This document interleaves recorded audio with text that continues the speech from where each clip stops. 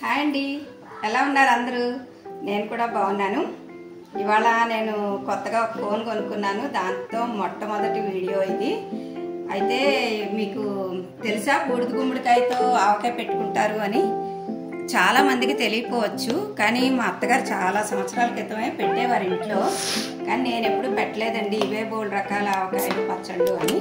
అయితే ఇవాళ మీకు ఇది చేసి చూపిస్తాను. ఈ బూడిద గుమ్మడికాయ ఇలా సన్నగా ముక్కలు కట్ చేసుకొని గింజలు గుజ్జులో ఉంటుంది కదా, అదంతా తీసి పడేసి ఒక 2 అవర్స్ ఫ్యాన్ గాలికి కానీ లైట్గా ఉన్న ఎండలో కానీ ఆరబెట్టాలి దీన్ని. ఎందుకంటే ఎక్కువ నీరు వచ్చేస్తే ఆవకాయ బాగుండదు కదా, అందుకని. ఇప్పుడు ఆ ముక్కలు అలా పెట్టుకున్నాం కదా, దానిలోకి ఒక మెజర్మెంట్ తీసుకోండి, మీ దగ్గర ఏముంటే అది. దాంతో ఆవు పొడి వేసుకుంటే అందులో 1/2 వంతు కారం. అది కారం తక్కువగా ఉన్నదైతే, అంటే 3 మ్యాంగోస్ లాంటి కారం అయితే 1/2 వంతు వేసుకోండి, లేకపోతే ఇంకొంచెం తగ్గించుకోండి. ఇంకా 1/2 స్పూన్ ఇంగువ. ఈ ఇంగువ ప్లేస్లో వెల్లుల్లిపాయ ఇష్టం ఉన్న వాళ్ళు వేసుకోండి. ఎందుకంటే ఇది వెంటనే తినాలంటే వెల్లుల్లిపాయ ఇది అవ్వదు, ఊరదు. అందువల్ల నేను వెల్లుల్లిపాయ వేయట్లేదు, ఇంగువ వేసుకున్నాను. ఎందుకంటే ఇవాళే తినడానికి చేసుకుంటున్నాం మేము.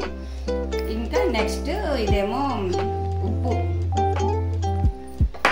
ఇలా వేసి ఇవన్నీ ముందు బాగా కలపాలి. ఈ గుమ్మడికాయలో ఉన్న పులిపే ఆవకాయకి అయితే సరిపోదు. అందుకని ఏంటంటే 2 పెద్ద స్పూన్లు నిమ్మరసం ఇది వేసుకుంటే కొంచెం పులుపు బాగుండి ఆవకాయ కూడా టేస్టీగా ఉంటుంది. అందుకని ఇది ఇంక ఇలా బాగా కలిపేసి ఇప్పుడు మనం ఏం చేయాలంటే దీంతో 1/2 గ్లాసు ఆయిల్. ఇప్పుడు అందరూ ఆవకాయ పెట్టుకునే వాళ్ళకి అవగాహన ఉంటుంది కదా ఎంత ఆయిల్ అని. ఒక చిన్న గ్లాసు ఆయిల్ అయితే సరిపోతుంది. నేను పెద్ద గ్లాసు మెజర్మెంట్ తీసుకున్నాను కాబట్టి 1/2 గ్లాసు వేసాను. ఇది ఒక రోజు ఉంచేస్తే చాలా బాగుంటుంది అన్నమాట, ఇంకా టేస్టీగా ఉంటుంది. అందరూ ట్రై చేసి చూడండి. మీరు ఎప్పుడైనా పెట్టారా, తిన్నారా? నాకు కామెంట్లో చెప్పండి.